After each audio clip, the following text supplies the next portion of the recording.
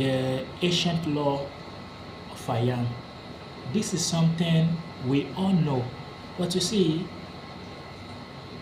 sometimes you get a deeper knowledge of something and then you realize I never knew about this thing.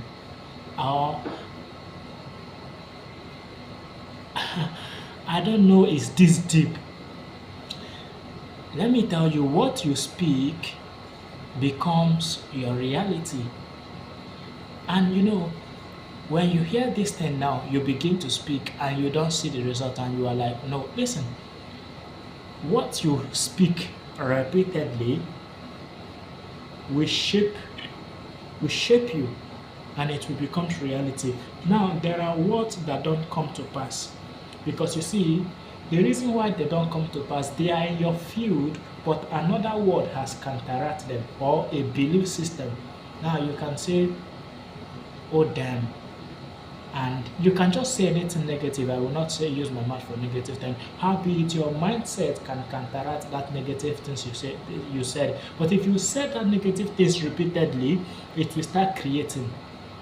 It will start creating. You know, I'm the only child of my parents who did not go to school. All my other siblings are graduates. My parents literally wanted all their children to be a graduate. But when I was in high school, I always tell my mom that I would not go to school. I would not go to school. Then I wanted to do music. So once I finish high school, I start my music career, blah blah blah. I drummed it to them every day, and they keep drumming it back to me that you must go to school. It was like a battle. And then when I finished high school, they convinced me and I agreed and I said, okay, I wrote my exam to gain admission. The exam, I got the cutoff mark and I gained admission to the Polytechnic. But guess what? When they wanted to do the screening, they realized this, that there was issue, and they realized the admission is a fake admission. This thing happened in Nigeria, but it's a very rare case.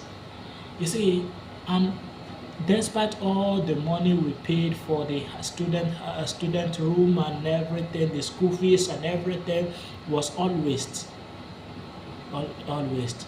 I had to drop out. It was later when I began to understand the power of words, the power of mind, I realized that that thing was not a coincidence. All those years of me saying it that I will not go to university, I will not go to polytechnic once I finish high school, all those things became a force that went ahead to stop me. Even though it was stopping me, that force was serving me. But unfortunately, it was serving me negatively because I was programming, but I was not programming consciously. So, because I was not conscious in what I was programming, I programmed it to my own room. Your words create your reality, your words trap you. Yes. So if you notice, that was why I was saying my experience in manifestation. I do not have this uh, what is the best way to say it now? I do not have this result of one who has manifested $1 million, $2 million, $3 million. No, no. But you see, from where I'm coming from to this level, I have come to realize that the subconscious is what controls our life. Your willpower is only just used to give it the impression. The moment the subconscious pick up the impression, your willpower cannot do anything again. So your assignment is to make the correct impression to the mind. Yes, your assignment is to make the correct impression to the mind.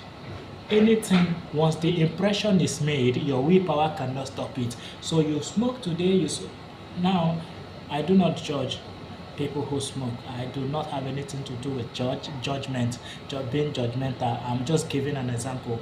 You smoke today, you smoke tomorrow, you smoke the next day, your will. But the moment the subconscious receive that impression that you do this every day, it becomes habit. The subconscious has picked the impression. Now the subconscious will be the one to begin to pull you to do it. At this point in time, your willpower cannot stop it. Even if you don't want to do it, you will do it. The only time you will stop it is that by through the same procedure, you can make that same impression to the subconscious that you don't want to do this again, and then it begins to reverse it. That is it. That is it. Your willpower is used to guard your heart and to guard your mouth. The moment these two things are to guard your ears, what you hear, the moment they receive it, your words, talk yourself to greatness. The last time I was sharing with you how I reprogram my mind, and I was sharing with you some of the affirmations I use. The reason is because so that you can join me. You can join me on this journey.